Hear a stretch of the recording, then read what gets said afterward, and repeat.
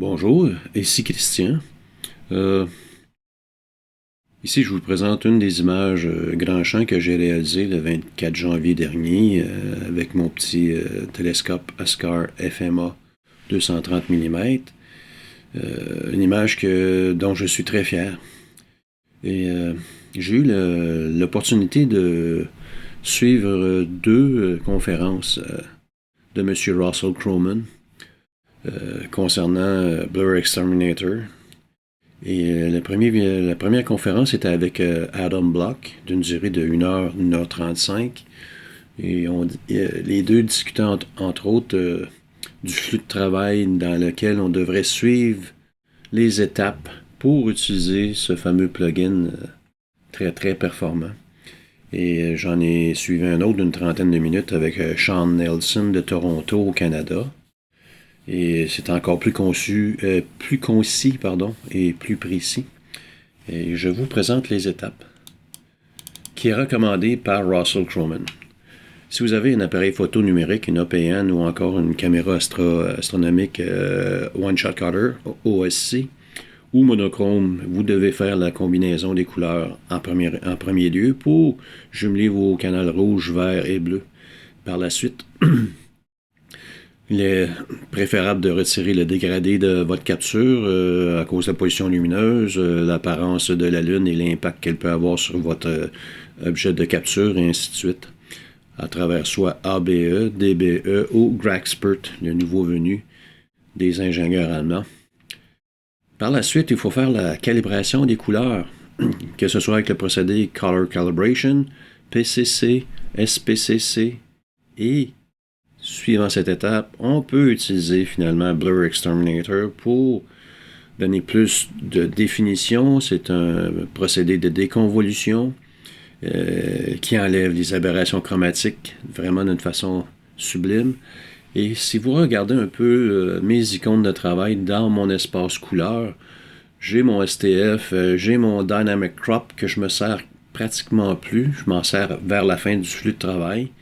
Par contre, on a DBE, ABE, on a la neutralisation de l'arrière-plan avec Background Neutralization et on a sous ce pictogramme les trois procédés pour faire la calibration des couleurs. Et par la suite, j'utilise Blur Exterminator et ainsi de suite.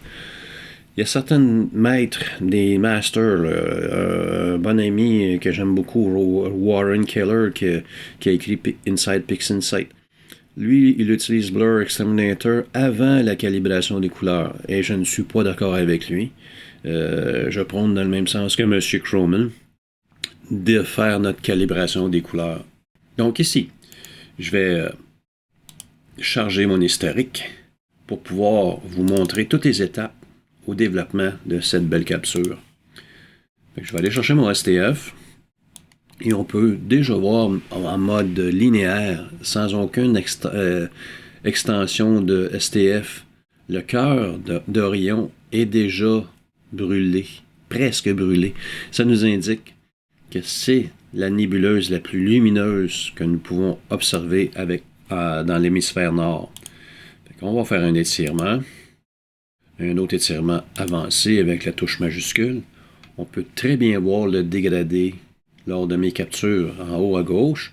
On a un ciel assez profond, assez noir. Et plus qu'on se propage vers la droite, plus qu'on peut voir une espèce de lumière crémeuse qui couvre le tout.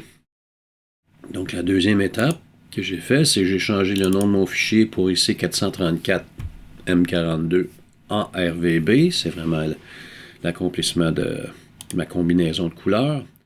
Et j'ai par la suite, avec une expression pixel-matte, j'ai intégré le procédé de Gragspert.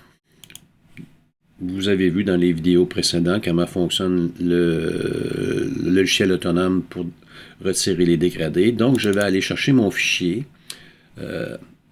IC434 M42 Gragspert et je vais vous donner une façon de compléter le tout. Je vais faire un étirement soutenu sur Gragspert également. Ici, je ne veux pas détruire mon historique, donc je vais faire une copie pour pouvoir vous montrer comment fonctionne le tout avec l'expression PixelMat. Ça vous prend l'image sur votre bureau. On va chercher une expression PixelMat. Je vais réinitialiser celui-ci parce que ce n'est pas la bonne fonction. Au lieu d'écrire tout du long le nom du fichier, on peut prendre l'éditeur d'expression et aller chercher notre fichier Gragspert. On clique sur OK. On active notre image à laquelle on veut modifier et on prend le petit triangle pour appliquer l'image. On a un remplacement de pixels tout du long d'un bord à l'autre et ça s'affiche dans l'historique de notre développement. C'est ce que j'ai conservé. Je vais effacer cette image-là. C'est ce que j'ai conservé ici dans l'historique de transformation. Je veux garder toutes mes étapes à travers mes images. On a par la suite effectué la calibration des couleurs avec SPCC. On va avoir un changement assez radical au niveau de notre extension. Les statistiques de notre image ont changé. Donc, on fait une réinitialisation de notre STF et on applique une extension étendue. On a maintenant des couleurs calibrées. J'ai utilisé Blur Exterminator. Donc ici, j'ai une petite discussion pour vous qui est assez importante, à mon point de vue à moi. Évidemment, on peut utiliser le plugin de manière automatique.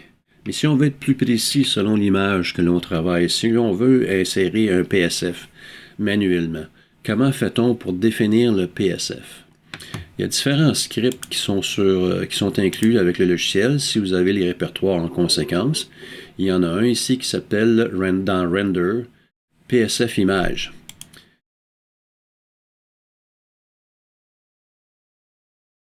Je ne l'appliquerai pas parce qu'il y a beaucoup trop d'étoiles, ça va prendre un temps fou avant de faire le calcul.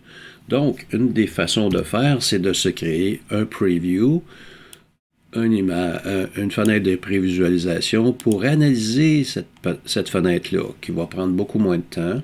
Donc, on retourne dans Script, Render, PSF Image. Je fais une évaluation. 368 étoiles, pardon. C'est moins long que 4000, 5000, 10 000 étoiles. Et voilà, on a le résultat ici avec un FWHM de 1.59 puis le moyen à 1.46. C'est quand même intéressant. M. Croman ne suggère pas d'utiliser les scripts. Il trouve que ils ne sont pas assez précis. Si vous avez une image monochrome, je vais aller chercher ma luminance pour vous donner un exemple. Et on vient chercher un autre script au niveau de Image Analysis. On a FWHM Eccentricity. Lui, il fait une analyse d'image monochrome seulement et il va nous donner le FWHM moyen dans quelques secondes. Et voilà, vous voyez ici, on a 2.55 par rapport à 1.49. Donc, les étoiles avec un très grand halo influencent énormément le calcul du PSF. Ce Croman ne suggère pas d'utiliser ce script-là non plus. Ce qu'il recommande, c'est d'utiliser nous-mêmes Dynamic PSF. Et on sélectionne nos étoiles au centre de notre capture. On clique sur notre étoile, on fait une dizaine d'échantillons, tout simplement pour ajouter à travers le procédé de Dynamic PSF. Chercher des étoiles de différentes grandeurs, évidemment.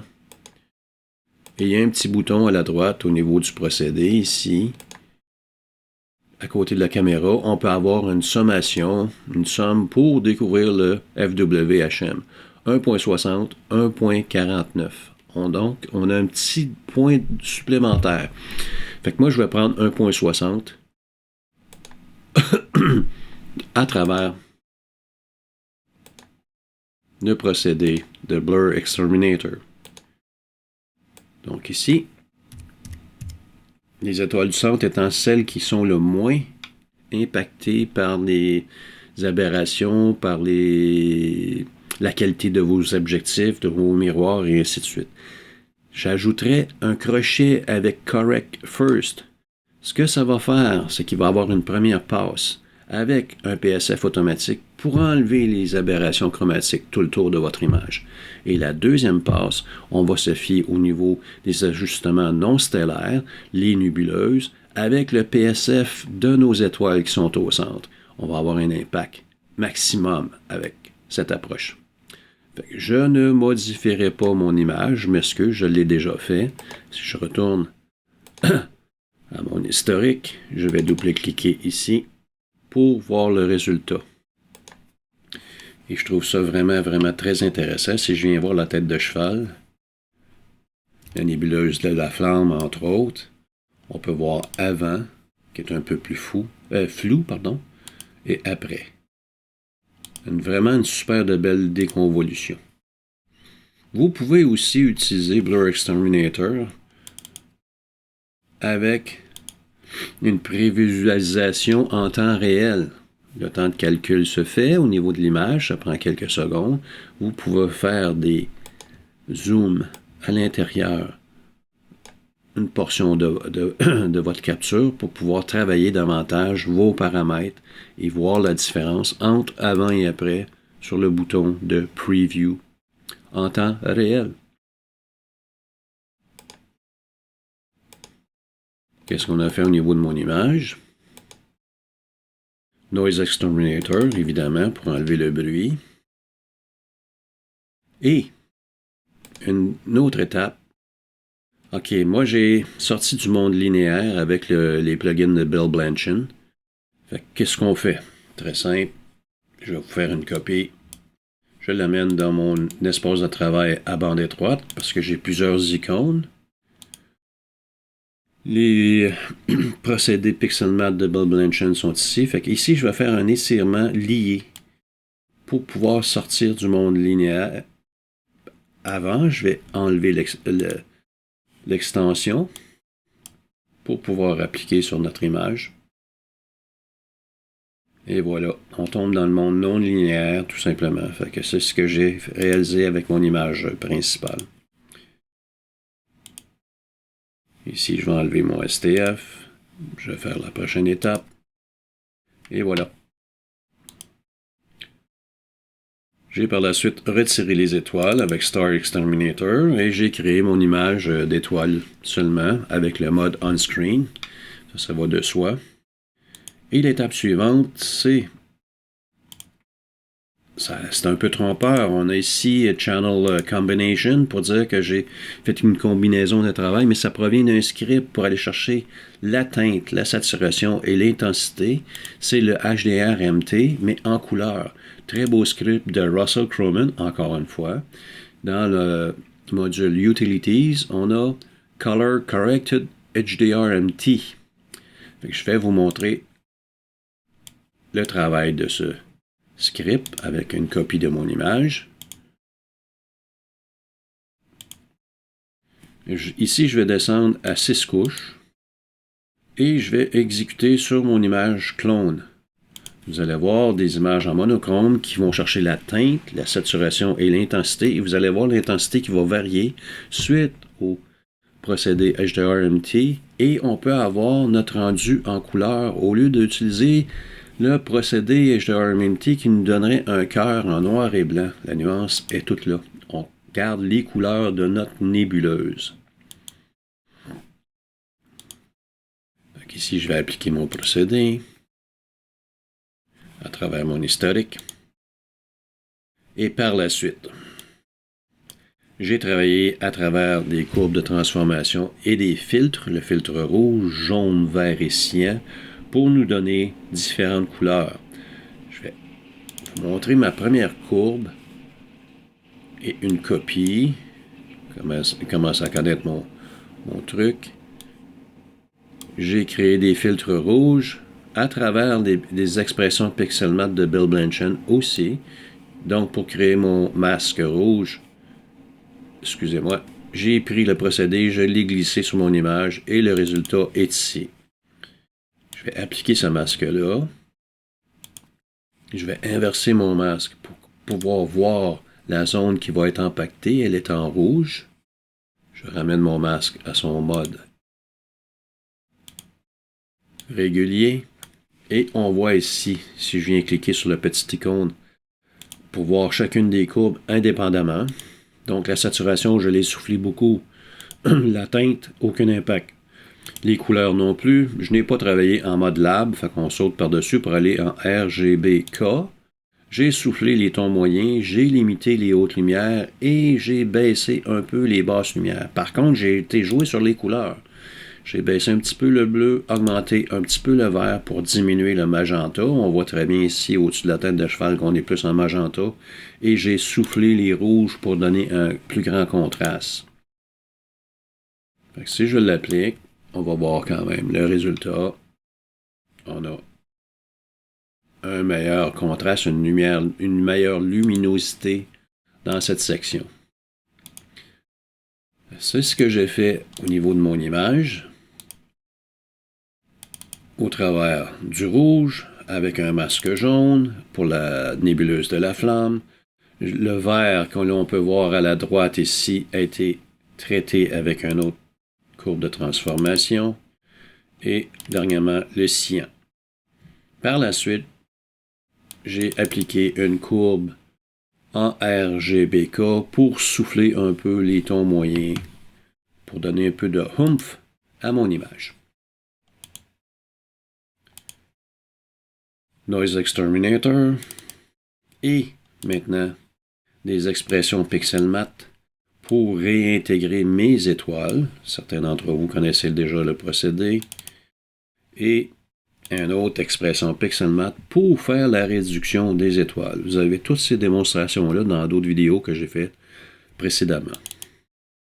Maintenant, la combinaison LRGB Combination. Ici, je veux vous montrer ce que j'ai fait avec mon image de luminance. On va faire un rappel très rapide. Plusieurs étapes. L'état initial. Je vais mettre mon STF pour que vous le voyez. Ensuite, j'ai changé l'identification.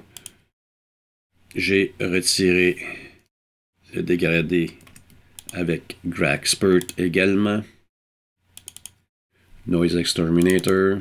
J'ai converti mon image avec histogramme transformation. J'ai ajouté HDR-MT pour le cœur d'Orion. Et ici, j'ai fait deux courbes différentes que je veux vous montrer. Une première courbe pour donner un peu de oomph, les tons moyens. J'ai pas voulu brûler les étoiles, donc j'ai limité les hautes lumières. J'ai soufflé les basses lumières sombres et j'ai cramé un peu les noirs. D'accord?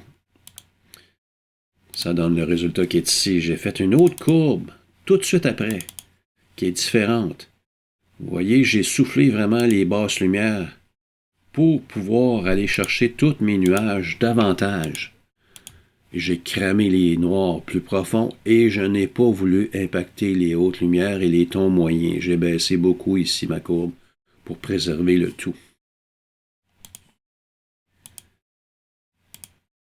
Par la suite,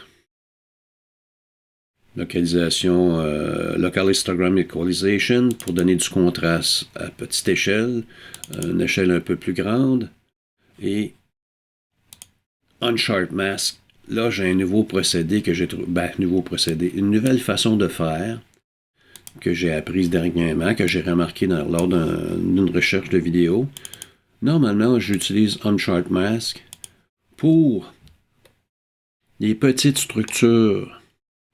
Vous voyez ici, si je commence à jouer en 2 pixels, 3 pixels, on voit un peu de contraste s'ajouter dans mon preview en temps réel. Mais si je vais aller voir les grandes structures de 100, 130 pixels de large, on voit qu'on détruit notre image et c'est pas vraiment joli à l'œil. Le point sur ce traitement-là, c'est que c'est la quantité qui nous fait mal. On peut aller chercher les grandes structures, mais on doit diminuer de beaucoup la quantité pour avoir un effet qui est plaisant. Donc, avec Unsharp Mask, on peut jouer aussi bien dans les petites structures et les très grandes structures de notre image. C'est une façon de voir. Par contre, ça va prendre 2 passes pour pouvoir compléter le tout. C'est ce que j'ai réalisé ici sur mon image. Les grandes structures, les petites structures, et j'ai réduit le bruit pour finaliser mon image. Par la suite, je vais faire une copie ici de mon image couleur.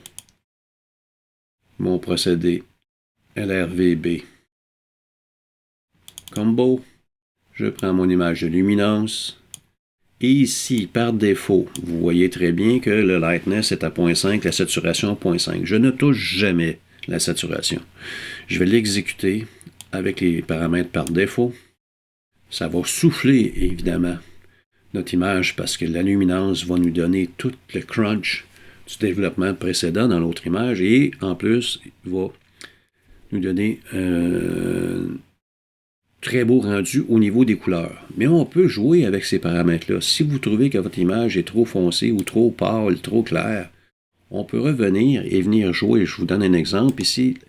C'est contre-indiqué, là, c'est contre-intuitif. Il faut descendre le lightness pour augmenter la luminosité, la luminance. Ce procédé-là fonctionne en envers. Et c'est un peu... c'est pas rassurant les premières fois qu'on le fait. Fait que vous voyez ici, j'ai augmenté de beaucoup. C'est c'est trop lumineux. Fait que moi, dans mon image, j'ai décidé, au niveau de mon point de vue artistique à moi, de me rendre à 0.525, un petit peu plus foncé que les valeurs par défaut. Je vais changer l'historique, pardon.